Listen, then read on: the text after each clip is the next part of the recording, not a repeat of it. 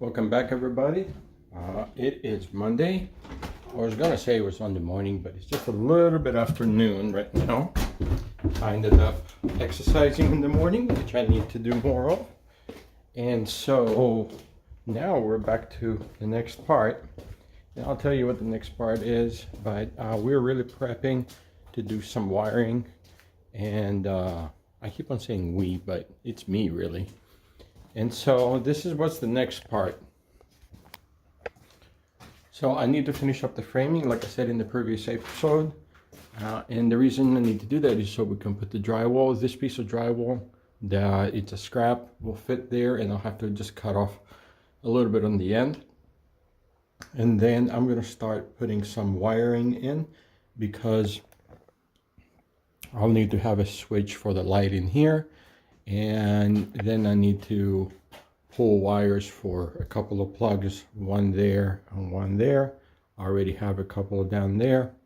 And then I also have to do wiring for in here. We'll need to most likely pull a line for electricity, of course for all the lights and switches in here, but the sink is going to be right there. So I need to pull the wire in there, so I can have, you can see the plug right there, or the box.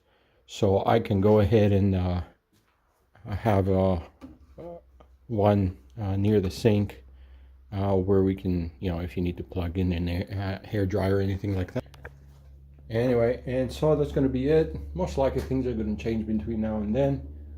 I have preliminarily pulled the main line in, and then from here I'm going to separate it, because I have to do all of this before I start doing the insulation, but that's also part of it, because I have to put up a lot of insulation before I can put in the ceiling, before I can put in walls, that kind of stuff. So let's see where we go from here.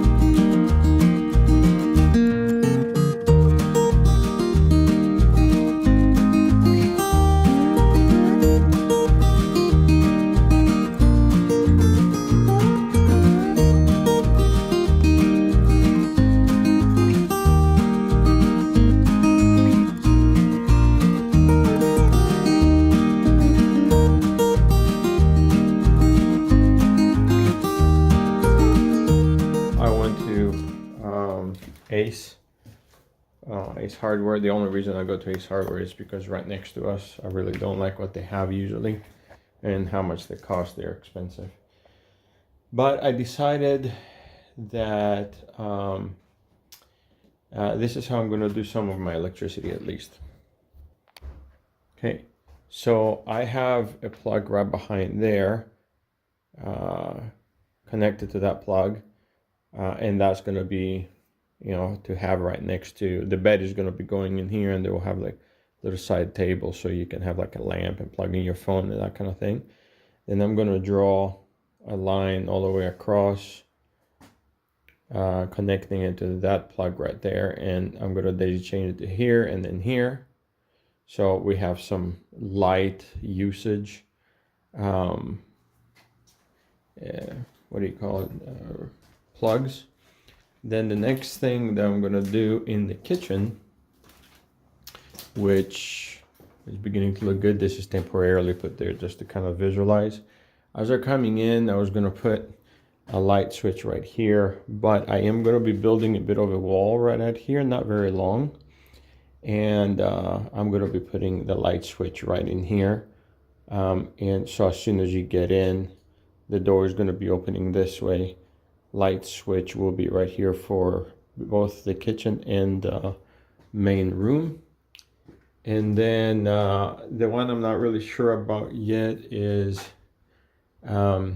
this is the sink is going to go here, like a little hot plate kitchenette, like maybe 2-element thing is going to be recessed in there, maybe with a little bit of space in between. So if somebody wants to make a little bit of food, they have some prep space.